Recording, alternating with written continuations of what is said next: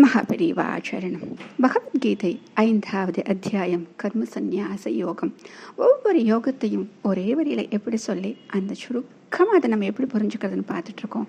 இது சுருக்கமாக தான், கொஞ்சம் நீளமாக. ஏன் அப்படின்னா, சொல்லப்பட்ட யோகம் கர்ம சந்நியாச யோகம். அப்போ இது எப்படி சொல்ல போகிறோம் அப்படின்னா, renounce the ego of individuality and rejoice in the bliss of infinity. என்னங்க இவ்வளோ பெருசாக சொல்லிட்டு ஒரே வரியில் அப்படின்னு பார்க்குறீங்களா? ஒன்றும் இல்லைங்க, நம்மக்கிட்ட இருக்கக்கூடிய அந்த ஈகோன்னு ஒன்று வச்சுருக்கோமே, அதை அப்படியே பகவான்கிட்ட சரண்டர் பண்ணிடுறோங்க. அப்படி சரண்டர் பண்ணிட்டா என்னங்க ஆகும்? இப்போ நான் எனது என்னோடது அப்படின்னு சொல்லிட்டு நம்ம சுற்றி எதை பார்த்தாலும் என்னோடதுன்னு சொல்லி ஒரு பெருமனால நான் தான் செஞ்சேன் அப்படின்னு சொல்கிறது, எந்த ஒரு இடத்துல முதலாவது நாள் நான் தான் அப்படின்னு சொல்லிட்டு இது எல்லாம் நம்ம அப்படியே தொடச்சி எடுத்துட்டோம் அப்படின்னா எவ்வளோ அழகாக இருக்குன்னு பார்த்தீங்க அப்படின்னா, உள்ளே அந்த அமைதி எவ்வளவு அழகாக, அந்த இன்னர் பீஸ்ன்னு சொல்கிறோமே, அது அவ்வளவு அழகாக இருக்கும். அதை நம்ம பார்க்க முடியும். ஏன்னா ஞானிகள் தான் அதை பார்க்க முடியும்னு சொல்கிறாங்க. ஏன் அப்படின்னா, அவங்கக்கிட்ட நான் எனது அப்படிங்கிற ரெண்டு விஷயமே கிடையாதுங்க. அதனால தான் அது சொல்லும் பொழுதே ஞானமா கர்மமா எது சிறந்ததுன்னு அர்ஜுனன் கேட்கிறான். ஏன் அப்படின்னா, ரெண்டுமே சமந்தானே ஆயிடுச்சு. அப்போ எது ஈஸி அப்படின்னு பார்த்தா, நமக்கு கண்டிப்பாக ஞானம் கிடைக்கணும்னா அதுக்கு எத்தனை பிறவி கிடைக்கும்னு நம்மளுக்கு தெரியாதுங்க. எத்தனை பிறவி எடுக்கணும் அப்படிங்கிறது நம்மளுக்கு தெரியாது.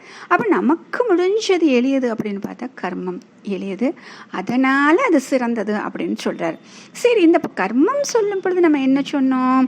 ஆசைகளை முற்றும் துறக்க வேண்டும், வெறுப்பு இல்லாமல் இருக்க வேண்டும், அப்படிலாம் சொன்னோம். சரி, இது எல்லாம் செஞ்சுட்டோம் அப்படின்னா சாங்கிய யோகி அப்படின்னு அழகா சொல்றாருங்க.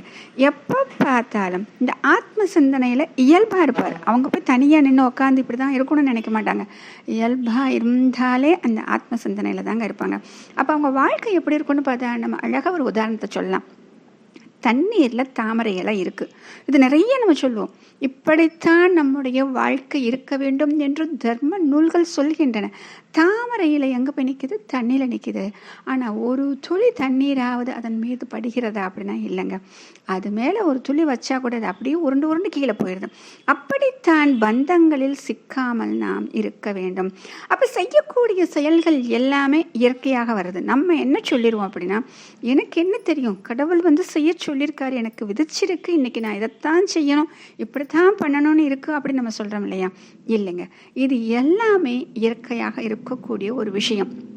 அப்ப இந்த அறியாமை எல்லாம் எப்போ போகுதோ அப்ப இந்த ஞானம் அப்படிங்கிறது நமக்கு கிடைச்சது. இந்த ஞானம் அப்படின்னு கிடைச்சா நம்மளும் ஞானி ஆகிறோம். இந்த ஞானி அப்படின்னு எதுக்கு எல்லாருமே இவ்வளவு ஆசைப்படுறாங்க அப்படின்னா, ஒன்றுமே கிடையாதுங்க. எல்லோரையும் சமநோக்குடன் பார்க்க முடியும். நம்ம சொல்லுவோமே, எத்தனையோ மகான்கள் ஞானிகள் அப்படின்னு சொல்லிட்டு ரமணா மகரிஷி சொல்கிறோம், மகாபெரியவா சொல்கிறோம், அடுத்தது எத்தனையோ ரிஷிகள் நம்ம சொல்கிறோம் இல்லையா? அவர்கள் அனைவருமே எல்லாரையுமே சமநோக்கில் தான் பார்ப்பாங்க. எத்தனையோ பேர் அவர்களை தூஷித்திருப்பார்கள், இருந்தாலும் அவர்களும் நல்ல கதி அடைய வேண்டும் அப்படி தான் அவங்களுக்கு ஆசீர்வாதம் பண்ணுவாங்க. ஆக இப்படி பார்க்கும் பொழுது சந்தோஷம் அப்படின்னு நம்ம தேடுறோமே, அது எங்கேயும் வெளியில் கிடையாதுங்க, நம்ம உள்ளே தான் இருக்குது அப்படிங்கிற ஒரு விஷயம் நம்மளுக்கு தெரிஞ்சிடும். அப்போ இது எல்லாமே செய்கிறதுனால என்ன ஆகுது அப்படின்னா, பாவங்களில் இருந்து நம்ம விடுபட்டுடுறோம். அப்போ ஈஸியாக அந்த பகவானை, அந்த மோட்சத்தை அடையணும் அப்படின்னு சொல்லிட்டு நம்ம சொல்கிறோமே, இது எல்லாமே முடியும். எப்போ இது முடியும், எப்போ சாத்தியம்? வெறுப்பு, கோபம், தாபம் இது எல்லாம் விட்டுட்டு மனசை கட்டுப்படுத்தி இந்த உலகில் வாழும் போதே முக்தி நிலையை அடையலாம். நம்ம என்ன சொல்றோம்? முக்தி, மோட்சம் அப்படின்னு சொல்றது இந்த சரீரத்தை விட்டு சென்ற பிறகு நம்ம நினைக்கிறோம்.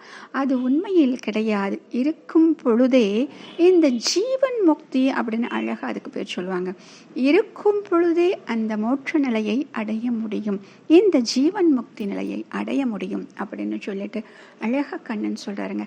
அப்ப நம்ம இதன் பிரகாரம் வாழ்ந்தோம் அப்படின்னா என்ன ஆகும் அப்படின்னா, கண்டிப்பா அந்த பிளிஸ் ஆஃப் இன்ஃபினிட்டின்னு அழகாக சொல்கிறாங்களே, அந்த பேரின்பம், ஆனந்தம், அந்த முடிவில்லாத அந்த இறைவனின் ஆனந்தத்தை நம்ம கண்டிப்பாக அனுபவிக்க முடியும் அப்படின்னு சொல்கிறாங்க மகாபெரியவா. ஆச்சரணம்.